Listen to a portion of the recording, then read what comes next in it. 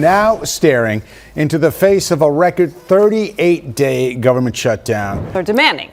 And after their election victories earlier this week, many Democrats say they'll just keep on fighting. ABC News reporter Perry Russum joining us live from Washington with the very latest. Perry. Yeah, Vice President J.D. Vance says it is not up to a federal judge to decide what a president should or should not do during the middle of a government shutdown when it comes to SNAP benefits. A federal judge is ordering the Trump administration to fully distribute SNAP benefits by today, accusing the administration of withholding federal food assistance for political reasons.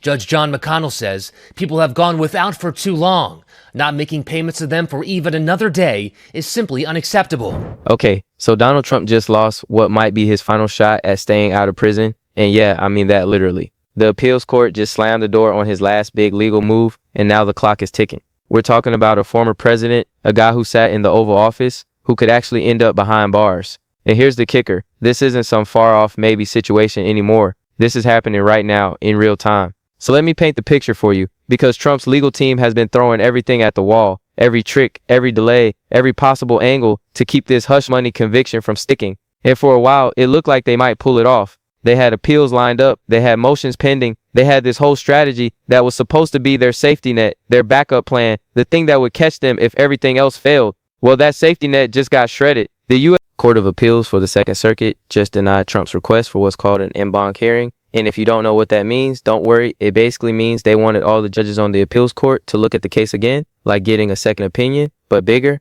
It's usually a last-ditch move when you think the original panel got it wrong and the court said no, hard no, not happening. But before we go any further, real quick, let's be honest, you can't really trust headlines anymore. That's why we built Pump Politics to bring you real stories, real context, and no corporate spin. If you want to stay ahead of the headlines, join our free newsletter. We'll send the news straight to your inbox every day. Just click the link in the description to join. And if you just want to support what we're doing, join us, be part of the community that actually cares about the truth. All right, let's get back to the video.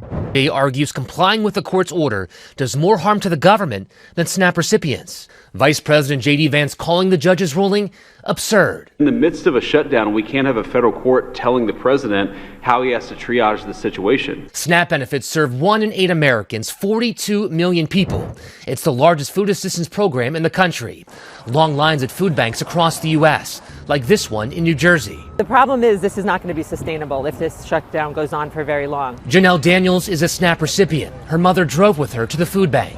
And then, Justice Juan Merchan, the judge handling the hush money case, he rejected Trump's request to delay sentencing while all these appeals are going on. So now Trump is staring down the barrel of actual consequences, real sentencing, possible prison time, and his team is scrambling. Are you kidding me? This is wild because we've been watching Trump dodge legal bullets for years, decades even. The guy has been in and out of courtrooms his entire adult life, business lawsuits, tax investigations, impeachments, and somehow he always walks away, always finds a way out, always has another card to play. But this time the cards are running out. Now Trump's lawyers did what you'd expect. They immediately ran to the Supreme Court with an emergency appeal, last hope, final Hail Mary, whatever you want to call it. They're begging the highest court in the land to step in and save him. But here's the thing, legal experts are saying his chances are slim, like really slim. The Supreme Court doesn't have to take this case. They can just say, no thanks, we're good, and Trump will be done.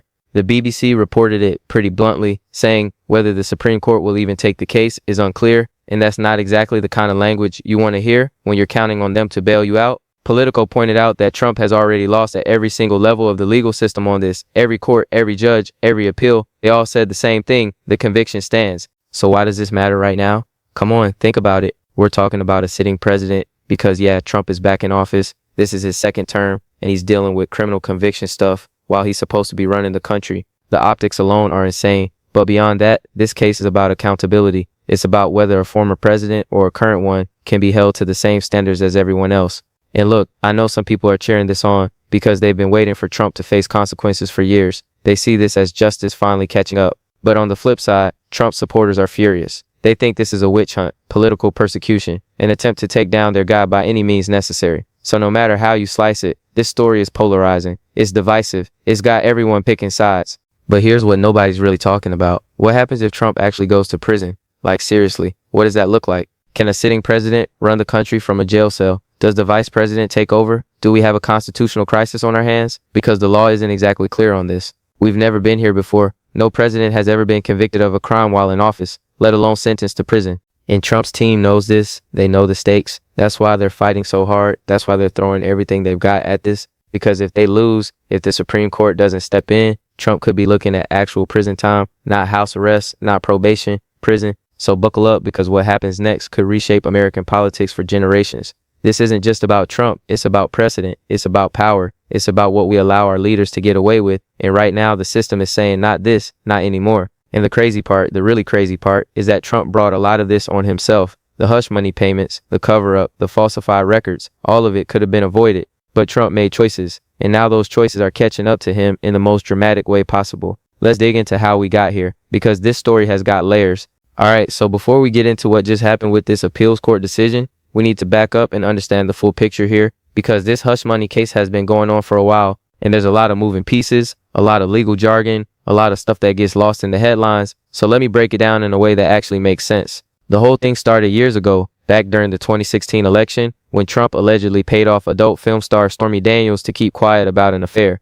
Now, whether you believe the affair happened or not, that's not really the point. The point is the payment, because Trump's team used campaign funds to make that payment, or at least that's what prosecutors say. And using campaign money for personal stuff, that's illegal. It's called campaign finance violation, and it's a big deal. But Trump didn't just hand over the money himself. Oh no, he had his lawyer Michael Cohen do it for him. Cohen paid Daniels $130,000, and then Trump allegedly reimbursed him later. But here's where it gets messy. They disguised the reimbursement as legal fees. They covered it up, made it look like something else. And that, according to prosecutors, is fraud, falsifying business records, which is also illegal. So fast forward to earlier this year, when Trump gets convicted, a jury in New York finds him guilty on multiple counts of falsifying business records.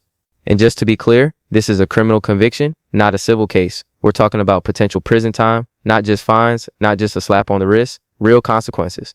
Now Trump's legal team immediately goes into overdrive. They start filing appeals, motions, requests for delays, anything to push this off. And for a while, it works. The sentencing keeps getting postponed, the appeals keep dragging on, and Trump keeps doing his thing, running for president again, winning the election, getting back into the White House, all while this conviction is hanging over his head. But here's where it gets interesting. Trump's strategy this whole time has been to delay, just keep kicking the can down the road, because if he can drag this out long enough, maybe public opinion shifts, maybe the political landscape changes, maybe he gets reelected, and suddenly the whole thing becomes too complicated to deal with. And honestly, for a while, it looked like that strategy might work. But then the appeals court steps in and they say, nope, we're done here. The conviction stands. No more delays. No more appeals at this level. You had your shot. You lost. Move on. And this is where Trump's legal team freaks out, because they were counting on that en banc hearing. They thought if they could just get all the judges on the appeals court to look at it, maybe they find something. Maybe they see it differently. Maybe they overturn the conviction, or at least pause everything while they figure it out. But the court said no, and that changes everything, because now Trump's only option is the Supreme Court. And here's the thing about the Supreme Court. They don't have to take every case that comes their way. In fact, they reject most of them. They only take cases that involve major constitutional questions, or when there's a split between different appeals courts. And this case, as big as it is politically, doesn't really check those boxes. The legal issues here are pretty straightforward. Trump got convicted. The appeals court upheld it. There's no constitutional crisis, no major legal debate. It's just done. So legal experts are saying Trump's chances at the Supreme Court are slim, and I'm talking like single-digit percentage slim. Could they take it? Sure. Anything's possible, but it's a long shot, a really long shot. And here's where it gets even more complicated. Justice Juan Merchan, the judge overseeing the case, he's not playing games anymore. He rejected Trump's request to delay sentencing, which means sentencing could happen soon, like really soon. And if that happens before the Supreme Court weighs in, Trump could be sentenced to prison while he's sitting in the Oval Office. Can you believe this? I mean, think about that for a second. A sitting president sentenced to prison, what does that even look like? Does he get Secret Service protection in jail? Does he still have access to the nuclear codes? Can he pardon himself? Nobody knows, because we've never been here before. And Trump supporters, they're losing their minds over this. They're calling it a political hit job, saying the justice system is rigged against him, that this is all about stopping him from being effective as president. And look, I get why they feel that way. The timing is suspicious, the charges feel targeted, and the fact that this is all happening while Trump is in office, it does seem like there's more going on here than just enforcing the law. But on the flip side, Trump's critics are saying, finally, someone is holding him accountable. They've been waiting for this for years. All the scandals, all the investigations, all the times Trump seemed untouchable, and now there's actual consequences, a real conviction, potential prison time. And they see this as justice, as the system working the way it's supposed to. So where does that leave us? Well, it leaves us in this weird limbo. Trump is president, but he's also a convicted felon. His legal team is scrambling, filing emergency appeals. begging the Supreme Court to step in, but the clock is ticking. And every day that goes by, the chances of Trump avoiding prison get slimmer. And here's the part that nobody's talking about, what this means for future presidents. Because if Trump goes to prison, that sets a precedent. It says, yeah, you can be president, but you're not above the law. You can be held accountable. You can face consequences. And that's huge. That changes everything. But it also opens the door for political prosecutions, because now every president knows if you make the wrong enemies, if you cross the wrong people, they can come after you legally. They can drag you into court, convict you, send you to prison. And that's a dangerous game because it turns the justice system into a political weapon. Think about it like this. If Trump goes down, what's to stop the next administration from going after Biden or Obama or any other former president? Once you cross that line, once you establish that presidents can be criminally prosecuted, you open Pandora's box and there's no closing it. So this case is not just about Trump. It's about what kind of country we want to be. Do we want a system where presidents are held accountable, where nobody is above the law? Or do we want protections in place to prevent political prosecutions, to keep the justice system separate from politics? Because right now we're trying to figure that out in real time, and Trump is the test case. And honestly, I don't think anyone knows how this ends. Trump could go to the Supreme Court and they could take the case. They could overturn the conviction, send it back for a new trial, or they could just say no, let the conviction stand, and Trump ends up in prison. Or Trump finds some other way out, a pardon, a technicality, some loophole nobody saw coming. Now let's talk about the appeals court decision itself, because the way they handled this is telling. They didn't just reject Trump's request, they shut it down fast. No extended deliberation, no lengthy written opinion explaining their reasoning, just no, move on. And that's significant because it suggests the judges didn't see any merit in Trump's arguments. They didn't think there was anything worth reconsidering. And Justice Merchan's decision to reject the sentencing delay, that's equally important because he could have played it safe, could have said, yeah, let's wait and see what the Supreme Court does. But he didn't. He said, no, we're moving forward. Sentencing is happening. And that tells you where his head is at. He's done waiting, done with the delays, done with the games. So now we're in this race against time. Will the Supreme Court step in before sentencing happens? Or will Trump get sentenced first? And if he gets sentenced, what's the punishment? Prison time, probation, house arrest? Nobody knows. But the fact that we're even asking these questions, the fact that a sitting president could be sentenced to prison any day now, that's insane. But one thing's for sure, this is far from over, and the next few weeks are going to be wild. Okay, so let's break this down into the key points you need to understand, because there's a lot going on here, and it's easy to get lost in all the legal mumbo jumbo, so I'm going to make this as simple as possible. Point 1, Trump's conviction is real and it's sticking. The appeals court just confirmed that no more appeals at that level. The conviction stands, and that means Trump is a convicted felon. Now, I know some people don't like hearing that, and some people are celebrating it, but either way, it's a fact. The jury found him guilty, the appeals court upheld it, and now the only question is what happens next. Point 2, the Supreme Court is Trump's last hope, and it's a long shot. His legal team filed an emergency appeal asking the Supreme Court to step in and either overturn the conviction or at least pause everything while they review it. But here's the reality. The Supreme Court doesn't have to take this case. And legal experts are saying they probably won't because there's no major constitutional issue here, no split between appeals courts. It's just a criminal conviction that got upheld, so Trump's chances aren't good. Point 3, sentencing could happen soon, and that's the scary part for Trump because Justice Merchan rejected his request to delay sentencing, which means the judge could sentence Trump any day now. And if that happens before the Supreme Court weighs in, Trump could be facing actual prison time while he's president. And that is unprecedented. We've never seen anything like that before. Point 4, this creates massive political chaos because think about it. How does the country function if the president is in prison? Who makes decisions? Who runs the military? Who represents us on the world stage? These aren't hypothetical questions anymore. These are real problems that we might have to deal with very soon. So let's talk about what this means because there's a lot of layers here. First, the political impact. Come on, this is huge. Trump is sitting in the White House running the country and he's got a criminal conviction hanging over his head. How does that play with voters? Well, it depends who you ask. Trump supporters, they're rallying around him. They see this as proof that the system is rigged, that the establishment is trying to take him down, and that actually energizes them, makes them more loyal, more committed to defending him. But on the other side, Trump's critics are emboldened. They're using this as ammunition, attack ads, talking points, proof that Trump is unfit for office. And that's going to play a role in future elections and how people view his presidency and how history remembers this moment. And the international implications, come on, think about how other countries are seeing this. Our president convicted of crimes, potentially going to prison, that doesn't exactly project strength on the world stage. Russia, China, Iran, they're watching this and they're taking notes. They're seeing weakness, chaos, dysfunction, and that emboldens them, makes them more likely to test us, to push boundaries, to see what they can get away with while we're distracted. Second, the legal precedent. This is the part that doesn't get enough attention. If Trump goes to prison, that sets a precedent. It says presidents can be held accountable, they can face criminal charges, they can be convicted, sentenced, imprisoned, and that changes the game because up until now, there's been this unspoken rule, this idea that you don't criminally prosecute former presidents because it's too messy, too political, too divisive. But this case blows that idea out of the water. It says no, if you break the law, you face consequences, even if you're president.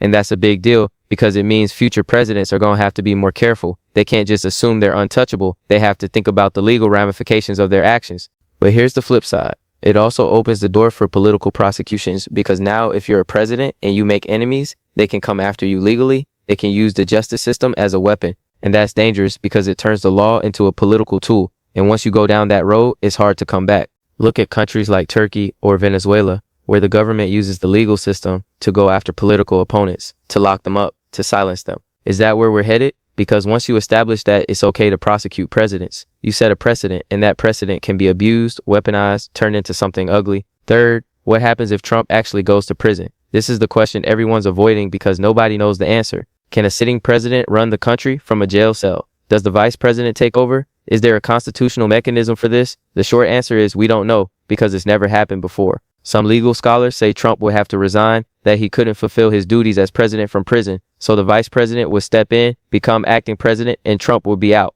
But others say, no, Trump could technically still be president, still make decisions, still run the country, even from behind bars. It would be messy, unprecedented, chaotic, but technically possible. And then there's the question of Secret Service protection, because by law, former presidents get Secret Service protection for life, and current presidents are surrounded by agents 24/7. So if Trump goes to prison, do those agents go with him? Do they set up shop in the prison, create a secure area for him? It sounds absurd, but it's a real question and nobody has a good answer. And what about the nuclear codes? The president has sole authority to launch nuclear weapons. So if Trump's in prison, does he still have that authority? Does someone else take over? Do we need to change the procedures? These are life and death questions, and we're figuring them out on the fly. Fourth, the bigger picture. This case is about more than just Trump. It's about accountability. It's about whether our leaders are above the law. And it's about what kind of country we want to be. Do we want a system where presidents can do whatever they want, break laws, cover things up, and face no consequences? Or do we want a system where everyone is held to the same standard, where the law applies equally, no matter who you are? And honestly, I think that's the real debate here, because Trump supporters see this as political persecution. They think the system is targeting him because of who he is, because of his politics, because he's a threat to the establishment. And Trump's critics see this as justice, as the system finally working, as accountability for someone who's gotten away with too much for too long. So who's right? Well, that depends on your perspective, on what you believe, on how you see Trump and his actions. But what we can all agree on is this is a pivotal moment. This is history happening in real time. And whatever happens next is going to shape American politics for years to come. Now let's talk about what comes next, because Trump isn't going down without a fight. His legal team is going to keep pushing, keep following motions, keep looking for any possible way out. And if the Supreme Court doesn't take the case, they'll find something else, some other angle, some other strategy. Trump's playbook has always been delay, deny, deflect, and he's going to stick to that. He's going to claim the whole thing is rigged, that he's being persecuted, that this is all political, and his base is going to believe him. They're going to support him no matter what. And in the meantime, Trump is going to use this as a rallying cry. He's going to frame himself as a victim, as someone being persecuted by a corrupt system. And that message resonates with his base. It energizes them. It makes them more likely to support him, defend him, stand by him. But here's the thing. The clock is ticking. The appeals court has spoken. Justice Merchant is ready to move forward with sentencing. And unless the Supreme Court steps in, Trump is running out of options, running out of time, and the door to prison is opening wider every day. And the impact on Trump's ability to govern, come on, how can he focus on running the country when he's fighting for his freedom, when he's dealing with sentencing hearings and legal briefs and emergency appeals? It's a distraction, a massive one, and it affects everything. Policy decisions, international relations, domestic priorities, all of it takes a back seat to Trump's legal battles. So yeah, this is wild. This is unprecedented. This is the kind of story that people are going to be talking about for decades, because no matter what happens, this moment is going to define Trump's legacy. It's going to define this presidency, and it's going to define how we think about accountability and justice in America. And we're all watching it unfold in real time right now. Every court filing, every decision, every development, it's all happening while Trump sits in the Oval Office. And that makes it even more surreal, more dramatic, more consequential. The next few weeks are critical. The Supreme Court could announce any day whether they'll take the case. Justice Merchant could schedule sentencing any moment, and Trump's legal team is working around the clock trying to prevent both. It's a high-stakes legal chess game, and the whole world is watching. Stay tuned because this story is far from over, and what happens next could change everything.